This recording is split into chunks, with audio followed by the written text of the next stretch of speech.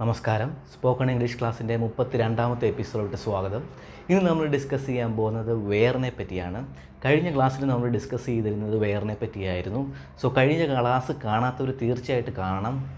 കാരണം എന്തെന്ന് വെച്ചാൽ നമ്മൾ കഴിഞ്ഞ ക്ലാസ്സിൽ വെയറിൻ്റെ ഒരു രീതിയിലുള്ള എക്സാമ്പിൾ സെൻറ്റൻസ് ആണ് നമ്മൾ കവർ ചെയ്തിരുന്നത്. സോ നമ്മൾ ഇന്നത്തെ ക്ലാസ്സിൽ എടുക്കാൻ പോകുന്നത് വെയറിൻ്റെ മറ്റൊരു രീതിയിലുള്ള എക്സാമ്പിൾ സെൻറ്റൻസ് ആണ്.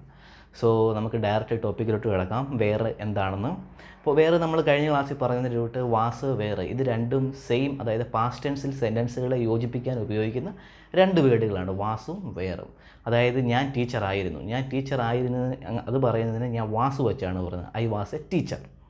അപ്പോൾ നമ്മൾ സ്ലൈഡിൽ കാണിച്ചിരിക്കുന്ന റൂട്ട് വാസ് നമ്മൾ യൂസ് ചെയ്യുമ്പോൾ ഏകവചനങ്ങളാണ് യൂസ് ചെയ്യുന്നത്. അതായത് ഒരാളെ സംബന്ധിച്ച് നമ്മൾ സംസാരിക്കാൻ വേണ്ടിയിട്ടാണ് നമ്മൾ വാസ് ഉപയോഗിക്കുന്നത്. നമ്മൾ സ്ലൈഡിൽ കാണിച്ചിരിക്കുന്ന റൂട്ട് വാസ് വരുന്നത് I A, she A, he A, it എന്നീ സിംഗുലാർ പദങ്ങൾ, അതായത് ഏകവചനങ്ങളെ സൂചിപ്പിക്കാനാണ് നമ്മൾ വാസ് ഉപയോഗിച്ചിരുന്നത്. ഞാനൊരു ടീച്ചറായിരുന്നു, ഞാനെന്ന് പറഞ്ഞാൽ ഒരാളല്ലേ ഉള്ളൂ, അങ്ങനെ പറയാൻ വേണ്ടിയിട്ടായിരുന്നു വാസ് ഉപയോഗിച്ചിരുന്നത്. പക്ഷേ വേർ ഉപയോഗിക്കുന്നത് ഒന്നിൽ കൂടുതൽ ആളുകളെ കാണിക്കാൻ വേണ്ടിയായിരുന്നു. നമ്മളൊരു കുറച്ച് ആളുകളെ കാണും, അവർ ടീച്ചേഴ്സ് ആയിരുന്നു എന്ന് നമ്മൾ നമ്മുടെ പേരൻസിനോട് പറയുന്നത് എങ്ങനെയാണെന്ന് വെച്ചാൽ ദേ വെയർ ടീച്ചേഴ്സ്, അവർ ടീച്ചർമാരായിരുന്നു എന്നാണ് അർത്ഥം. അതായത് വാസിനും വേറിനും സെയിം അർത്ഥമാണ്, പക്ഷേ ദേ വന്നുകൊണ്ടാണ് അവിടെ വേർ വന്നത്. അതായത് ഒന്നിൽ കൂടുതൽ ആൾക്കാരെ സൂചിപ്പിക്കുന്ന നമ്മൾ വേറാണ് യൂസ് ചെയ്യുന്നത്. അതാണ് എക്സാമ്പിൾ കാണിച്ചിരിക്കുന്നത്. വേറിൻ്റെ കൂടെ ദേ, വി, യു എന്നീ 3 പദങ്ങൾ വരുമ്പോഴാണ് നമ്മൾ വേർ യൂസ് ചെയ്യുന്നത്. ഇത്രയേ ഉള്ളൂ വേറിൻ്റെ ഫങ്ഷൻ. വാസിൻ്റെ വേറിൻ്റെ അർത്ഥം സെയിമാണ്. ആയിരുന്നു, അവർ ഇന്നതായിരുന്നു എന്ന് അതായത് പാസ്റ്റ് ടെൻസ് അവരെപ്പറ്റി ഭൂതകാലത്ത്, അതായത് പാസ്റ്റ് ടെൻസ് സംസാരിക്കാൻ വേണ്ടിയിട്ടാണ് വാസും വേറെ യൂസ് ചെയ്യുന്നത്. സെയിം ആശയം തന്നെയാണ്. അവർ ടീച്ചേഴ്സ് ആയിരുന്നു, അവർ മുമ്പ് ടീച്ചേഴ്സ് ആയിരുന്നു. പാസ്റ്റ് ടെൻസിനെ സൂചിപ്പിക്കാൻ വേണ്ടി പറയാൻ വേണ്ടിയിട്ടാണ് വാസും വേറും ഉപയോഗിക്കുന്നത്. സെയിമാണ്. പക്ഷേ വേറെ യൂസ് ചെയ്യുന്നത് ഒന്നിൽ കൂടുതൽ ആളുകൾ വരുമ്പോൾ വേറും, ഒരാളെ പറ്റിയോ ഒരു വസ്തുവിനെ പറ്റിയോ സംസാരിക്കാനാണെങ്കിൽ വാസുമാണ് യൂസ് ചെയ്യുന്നത്. സെയിമാണ്, അർത്ഥം സെയിമാണ്. ഇത്രയേ ഉള്ളൂ ഇതിൻ്റെ വ്യത്യാസം. സോ നമ്മൾ വേറിൻ്റെ എക്സാമ്പിളായിരുന്നു കഴിഞ്ഞ ക്ലാസ്സിൽ എടുത്തത്. കാണാത്തവർ തീർച്ചയായിട്ടും കാണണം. അതേപോലെ നമ്മൾ ഈസിനെ പറ്റി നമ്മൾ എപ്പിസോഡ് 29 നമ്മൾ പറഞ്ഞിട്ടുണ്ട്, തീർച്ചയായിട്ടും കാണണം. അതേപോലെ 29, 30 വാസ് 31 നമ്മൾ വേറിൽ സ്റ്റാർട്ട് ചെയ്തേക്കാണ്. അപ്പോൾ വേറിൻ്റെ രണ്ടാമത്തെ ഒരു ഫോർമേഷനുള്ള എക്സാമ്പിൾസാണ് നമ്മൾ ഇന്ന് ഡിസ്കസ് ചെയ്യാൻ പോകുന്നത്. കഴിഞ്ഞ എപ്പിസോഡ് കാണാം. ആ നോർമൽ ഫോമിലുള്ള എക്സാമ്പിൾ നമ്മൾ ഇന്ന് എടുക്കുന്നില്ല, കഴിഞ്ഞ ക്ലാസ്സിൽ നമ്മൾ ഡിസ്കസ് ചെയ്തിട്ടുണ്ട്, തീർച്ചയായിട്ടും കാണണം. അതിൽ നമ്മൾ പറഞ്ഞിട്ടുണ്ട്. ഇന്ന് നമ്മൾ വേറിൻ്റെ മറ്റൊരു രീതിയിലുള്ള ഒരു എക്സാമ്പിൾ സെൻറ്റൻസാണ് നമ്മൾ കവർ ചെയ്യാൻ പോകുന്നത്. നമ്മൾ സ്ലൈഡിൽ ഞാൻ പറഞ്ഞല്ലോ, ഒരാളെ, അതായത് ഐ എന്ന് വെച്ചാൽ ഒരാളാണ്. ഐ വാസ് എ ടീച്ചർ വരുമ്പോൾ നമ്മൾ ഐ വാസ് എ ടീച്ചർ എന്നാണ് പറയുന്നത്. പക്ഷേ ഐയുടെ കൂടെ നമുക്ക് വേറെ യൂസ് ചെയ്യാൻ പറ്റും, ഒരു കണ്ടീഷനിൽ മാത്രം. ആ എക്സാമ്പിളാണ് ഇന്ന് നമ്മൾ കവർ ചെയ്യാൻ പോകുന്നത്. നമ്മൾ കഴിഞ്ഞ ക്ലാസ്സിൽ ഐയുടെ കൂടെ വേറെ വെച്ചെടുത്തില്ല.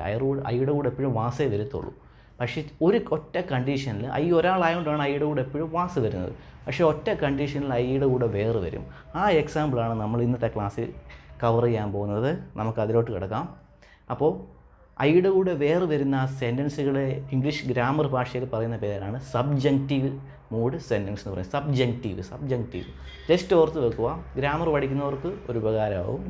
നമുക്ക് ഇംഗ്ലീഷ് സംസാരിക്കാൻ വേണ്ടിയിട്ട് ഗ്രാമർ സെക്ഷൻ ആവശ്യമില്ല, പക്ഷേ റിവൈസിങ് ആവശ്യമാണ്. ഈ ഗ്രാമർ കുറച്ച് അറിഞ്ഞില്ല. അപ്പോൾ റിവൈസിങ് വരുമ്പോൾ നമ്മൾ ആശയത്തിൽ ഓട്ടോമാറ്റിക്കായിട്ട് ഇറങ്ങി വരും. ഗ്രാമർ പഠിച്ചുകൊണ്ട് നമുക്ക് ഇംഗ്ലീഷ് സംസാരിക്കാൻ പറ്റത്തില്ല. റിവൈസിങ്, ആശയപരമായിട്ട് സെൻറ്റൻസുകൾ നമ്മൾ മനസ്സിലാക്കിയാൽ അതായത് ഗ്രാമർ ഓട്ടോമാറ്റിക്കായിട്ട് നമുക്ക് നമ്മുടെ മനസ്സിൽ പതിയത്തുള്ളൂ, നമുക്ക് സംസാരിക്കാനേ പറ്റത്തുള്ളൂ. ഗ്രാമർ ഓർത്തുകൊണ്ട് നമുക്ക് സംസാരിക്കാൻ പറ്റത്തില്ല. സോ അതേപോലെ തന്നെ വേറെ കേട്ട് നിങ്ങൾ പേടിക്കേണ്ട. വേറെ പൊതുവെ നേറ്റീവ് സ്പീക്കേഴ്സ് ഉപയോഗിക്കാറില്ല. അവർ വാസിലാണ് ഐയുടെ കൂടെ വാസ് ചേർത്താണ് സംസാരിക്കുന്നത്. പക്ഷേ നമ്മൾ ലാംഗ്വേജ് പഠിക്കുന്ന ഒരു വിദ്യാർത്ഥി എന്ന നിലയിൽ, പഠിക്കുന്ന ഒരാളെന്ന നിലയിൽ നമ്മൾ വേറെ പഠിക്കണം. നമ്മുടെ ബുക്സിലും നോവൽസിലും ഒക്കെ വേറും ഗ്രാമർ തെറ്റിക്കാതെ എഴുതും. പക്ഷേ യഥാർത്ഥ ഇംഗ്ലീഷ് സ്പീക്കേഴ്സ് വേറെ വെച്ച് സംസാരിക്കാറില്ല, വളരെ കുറവാണ്. അവർ വാസ് വെച്ച് എപ്പോഴും സംസാരിക്കുന്ന ഐയുടെ കൂടെ. സോ അതാണ് ലാംഗ്വേജ്. നമ്മൾ ലാംഗ്വേജ് പഠിക്കുന്നു എന്നുള്ളൊരു മനസ്സിൽ വേറിനെ പറ്റി നിങ്ങൾക്ക് ഇനി മനസ്സിലായതിന് നോ പ്രോബ്ലം. നമ്മൾ പഠിക്കുന്നതിന് നമുക്ക് ഇംഗ്ലീഷ് സംസാരിക്കാൻ വേണ്ടിയിട്ട്. സോ ഇംഗ്ലീഷ് സംസാരിക്കാൻ ഉദ്ദേശിക്കുന്നവർക്ക് നോ പ്രോബ്ലം. വേറിനെ പറ്റി ടെൻഷൻ അടിക്കുക വേണ്ട. ഇംഗ്ലീഷ് നമ്മുടെ കയ്യിലായിരിക്കും, വളരെ കൂളായിട്ട് എടുത്താൽ മതി. വേറെ വെച്ചുള്ള സെൻറ്റൻസുകൾ വരുമ്പോൾ നമുക്ക് നോക്കിപ്പോകാം. പക്ഷേ ഇന്നത്തെ സെൻറ്റൻസ് നമ്മൾ സ്ഥിരം യൂസ് ചെയ്യുന്ന സെൻറ്റൻസാണ്. ഐയുടെ കൂടെ വേറെ വരുന്ന സെൻറ്റൻസ് സ്ഥിരം യൂസ് ചെയ്യുന്നത്. അതിനെയാണ് നമ്മൾ സബ്ജക്റ്റീവ് മൂഡ് എന്ന് പറയുന്നത്. സബ്ജക്റ്റീവ് സെൻറ്റൻസ് എന്നാണ് പറയുന്നത്. ആ സെൻറ്റൻസിലോട്ട് പോകാം. അതെങ്ങനത്തെ സെൻറ്റൻസ് ആണെന്ന് പറയാം. അതെങ്ങനെ സെൻറ്റൻസ് ആണെന്ന് വെച്ചാൽ നടക്കാൻ സാധ്യതയില്ലാത്ത കാര്യങ്ങളെപ്പറ്റി പറയുമ്പോൾ ഉദാഹരണത്തിന് എനിക്കെൻ്റെ ബാല്യകാലം തിരിച്ച് കിട്ടിയാൽ കൊള്ളാവുമെന്ന് ഞാൻ പറയുകയാണ്. അങ്ങനത്തെ സെൻറ്റൻസിനെയാണ് സബ്ജക്റ്റീവ് സെൻറ്റൻസ് എന്ന് പറയുന്നത്. ഇപ്പോൾ ഞാനിപ്പോൾ എനിക്കിനി എൻ്റെ ബാല്യകാലത്തിലോട്ട് പോകാൻ സാധിക്കത്തില്ല. അങ്ങനെ നടക്കാത്ത കാര്യത്തെ നമ്മൾ ഇമാജിൻ ചെയ്യുന്ന പറയുന്ന ആ സെൻറ്റൻസുകളെയാണ് സബ്ജക്റ്റീവ് എന്ന് പറയുന്നത്. അങ്ങനെ പറയുമ്പോഴാണ് ഐയുടെ കൂടെ വേറെ വരുന്നത്. നമുക്ക് നേരെ എക്സാമ്പിളിലോട്ട് പോകാം. അപ്പോൾ നിങ്ങൾക്ക് കൂടുതൽ മനസ്സിലാവും. ഒന്നാമത്തെ നോക്കാം. I wish I were young. ഇപ്പോൾ ഒരു പ്രായമുള്ള ഒരാൾ പറയുക, ചെറുപ്പകാലം എൻ്റെ യൗവനം തിരിച്ച് കിട്ടിയിരുന്നെങ്കിൽ എന്നുള്ള ആശയമാണ് ആ sentence. I wish I were young. I wish എന്ന് പറയുന്നത് നമ്മുടെ ആഗ്രഹങ്ങൾ പ്രകടിപ്പിക്കാൻ വേണ്ടി നമ്മൾ യൂസ് ചെയ്യുന്ന ഒരു വേർഡാണ് ഐ വിഷ്. സ്ഥിരമായിട്ട് നമ്മൾ ഐ വിഷ് പറയുമ്പോൾ നമ്മുടെ ആഗ്രഹങ്ങൾ പ്രകടിപ്പിക്കും. I wish I were young. ഞാൻ എൻ്റെ യൗവനകാലത്തിലോട്ടായിരുന്നെങ്കിൽ. I wish I were young. ഇവിടെ ഐയുടെ കൂടെ വേറെ വന്നത് ആയിരുന്നെങ്കിൽ, അങ്ങനെ ഒരു എക്സ്പ്രഷൻ വരാൻ വേണ്ടിയിട്ട്, അതായത് നടക്കാത്തൊരു കാര്യത്തിൻ്റെ ഒരു ആശയം വരാൻ വേണ്ടിയിട്ടാണ് ഈ I wish I were young. ഞാനൊരു ചെറുപ്പമായിരുന്നെങ്കിൽ, അങ്ങനത്തെ ഒരു ആശയം വരാൻ വേണ്ടിയിട്ടാണ് ഐയുടെ കൂടെ വേറെ വന്നത്. മനസ്സിലായെന്ന് വിശ്വസിക്കുന്നു. ഐയുടെ കൂടെ എപ്പോഴാണ് വേറെ വരുന്നതെന്ന്. ഈ രീതിയിലുള്ള ആശയമുള്ള സെൻറ്റൻസുകൾ പറയാൻ വേണ്ടിയിട്ടാണ് ഐയുടെ കൂടെ വേറെ വരുന്നത്. നമുക്ക് അടുത്ത സെൻറ്റൻസ് കൂടെ നോക്കാം. I wish I were in U K now. I wish I were in U K now. നമ്മുടെ പേരൻസ് ആരെങ്കിലും യു കെയിലുണ്ടെങ്കിൽ നമ്മളും പറയും, ഞാനും യു കെയിലായിരുന്നെങ്കിൽ എന്ന് പറയത്തില്ല. ജസ്റ്റ് ആശയമാണ് I wish I were in U K now. ഞാൻ യു കെയിലായിരുന്നെങ്കിൽ I wish I were in U K now. ഇത്രയേ ഉള്ളൂ. ഐയുടെ കൂടെ വേറെ വരുമ്പോൾ നമ്മൾ പറയുന്നത് ഇമാജിൻ ചെയ്ത് നടക്കാൻ ചാൻസ് കുറവുള്ള കാര്യങ്ങൾ ഇങ്ങനെ പറയുക. അതിനു വേണ്ടിയാണ് ഐയുടെ കൂടെ നമ്മൾ വേറെ ചേർക്കുന്നത്. അടുത്തത് എക്സാമ്പിളോട്ട് പോകാം. I would be more careful if I were you. I would be more careful if I were. I would be more careful നമ്മൾ സാധാരണ പറയുന്നതാണ് ഞാനായിരുന്നെങ്കിൽ കുറച്ചുകൂടെ കൂടുതൽ ശ്രദ്ധിച്ചേനെ എന്നാണ് ഇവിടെ പറയുന്നത്. നമ്മൾ പറയുന്നതിൻ്റെ സംഭവം നടന്നതിന് നമ്മുടെ കൂട്ടുകാരനടുത്ത് പറയത്തില്ല, കഴിഞ്ഞിട്ട് കൂട്ടുകാരൻ നമ്മളോട് എക്സ്പ്ലെയിൻ ചെയ്തു. അപ്പോൾ ഞാൻ പറയുക, ഞാനായിരുന്നെങ്കിൽ കുറച്ചുകൂടെ ശ്രദ്ധിച്ചേനേയും എന്ന് നമ്മൾ പറയത്തില്ല. സെയിം മീനിങ് ആണ് ഇവിടെ. I would be more careful if I were you. ഞാനായിരുന്നെങ്കിൽ എന്നാണ് അതിൻ്റെ അർത്ഥം. ഇഫ് ഐ വെയർ എന്ന് വെച്ചാൽ ഞാനായിരുന്നെങ്കിൽ, അല്ലെങ്കിൽ നിൻ്റെ സ്ഥാനത്ത് ഞാനായിരുന്നെങ്കിൽ എന്നാണ് അതിൻ്റെ അർത്ഥം. ഇഫ് ഐ വെയർ യു എന്ന് പറഞ്ഞാൽ I would be more careful. Would ഞാൻ കഴിഞ്ഞ ക്ലാസ്സിൽ പറഞ്ഞത് ഇവിടെ സാധ്യതകളൊക്കെ പോസിബിലിറ്റി പറയാൻ വേണ്ടി ആ ആശയത്തോട് വരാൻ വേണ്ടിയിട്ടാണ് വുഡ് ചേർക്കുന്നത്. I would be more careful. ഞാൻ കുറച്ചുകൂടെ ശ്രദ്ധിച്ചേനെ ഇങ്ങനെ പറയുക. സംഭവം കഴിഞ്ഞു പോയി, എന്നാലും നമ്മുടെ ഇമാജിനേഷൻ പറയും. I would be more careful if I were you. ഞാനായിരുന്നെങ്കിൽ കുറച്ചുകൂടെ ശ്രദ്ധിച്ചേനേയും എന്നാണ് ആ സെൻറ്റൻസിൻ്റെ അർത്ഥം. I would be more careful if I were you. ഞാനായിരുന്നെങ്കിൽ കൂടുതൽ ശ്രദ്ധിച്ചേനെ എന്നാണ് അതിൻ്റെ അർത്ഥം. മനസ്സിലായെന്ന് വിശ്വസിക്കുന്നു. അവിടെയും ജസ്റ്റ് ഇമാജിൻ ചെയ്ത് പറയുക, ഞാനായിരുന്നെങ്കിൽ കുറച്ചുകൂടെ കൂടുതൽ ശ്രദ്ധിച്ചേനേയും. അതുകൊണ്ടാണ് ഐയുടെ കൂടെ വേറെ വന്നത്. നമുക്കിനി അടുത്ത സെൻറ്റൻസിലോട്ട് പോവാം.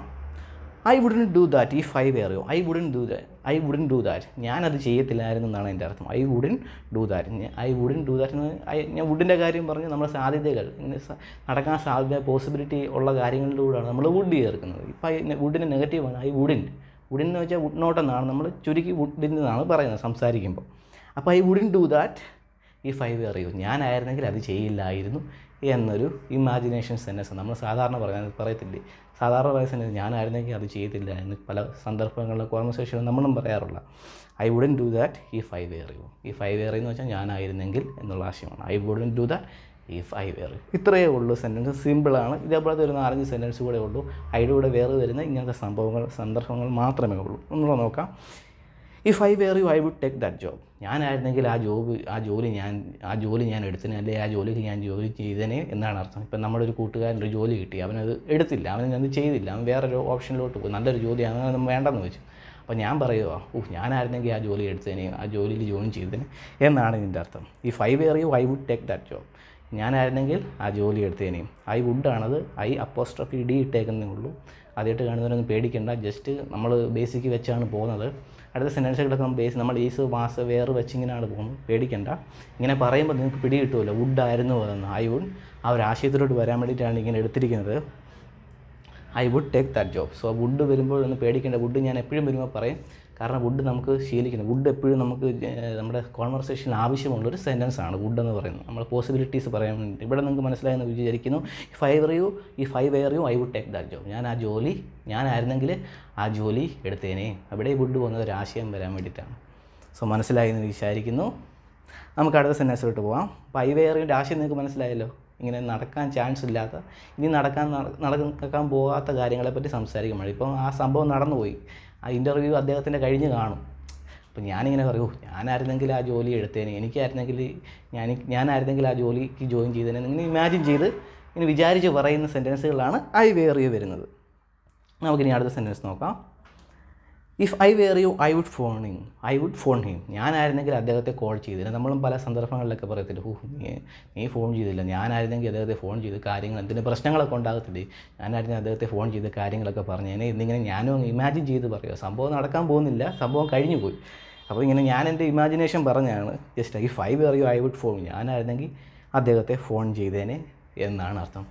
സോ ഇങ്ങനെ നടക്കാത്ത കാര്യങ്ങളെപ്പറ്റി പറയാൻ വേണ്ടിയിട്ടാണ് ഈ ഐ വെയർ ചേർക്കുന്നത്. ഇമാജിൻ ചെയ്ത് നമ്മൾ പറയത്തെ സാധ്യതയില്ലാത്ത അതിന് വേണ്ടിയിട്ടാണ് ഐ വെയർ നമ്മൾ ചേർക്കുന്നത്. ഇത്രയേ ഉള്ളൂ ഐ വെയറിൻ്റെ ഒരു എക്സാമ്പിളോട് നോക്കാം. If I were an animal, ഞാനൊരു ആനിമൽ ആയിരുന്നെങ്കിൽ I would be a cat.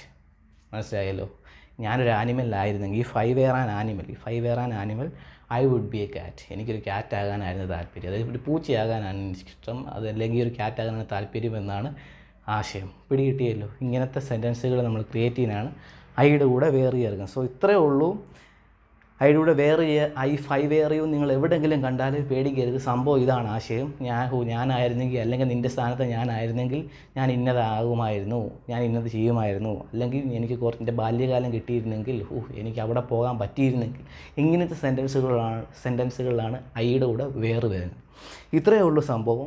ഇനി ഇതിനെക്കാട്ടി ടെൻഷൻ അടിച്ചേക്കല്ലേ. പക്ഷേ ഈ വേർഡുകൾ ഐ വേർ വെച്ച് നമ്മൾ കൂടുതലായിട്ട് നമ്മൾ ഡെയിലി സംസാരിക്കാറുണ്ട്. നമ്മൾ മറ്റുള്ളവരോട് ഇതിങ്ങനെ ഐ വേർ ഞാനായിരുന്നെങ്കിൽ എന്ന് നമ്മൾ മലയാളത്തിൽ സംസാരിക്കാറില്ല. സോ ഇംഗ്ലീഷിൽ നമ്മളിങ്ങനെ സംസാരിക്കാറുണ്ട്. സോ സെൻറ്റൻസുകൾ പ്രാക്ടീസ് ചെയ്യുക. ഞാൻ 2 സെൻറ്റൻസും കൂടെ പറയാം.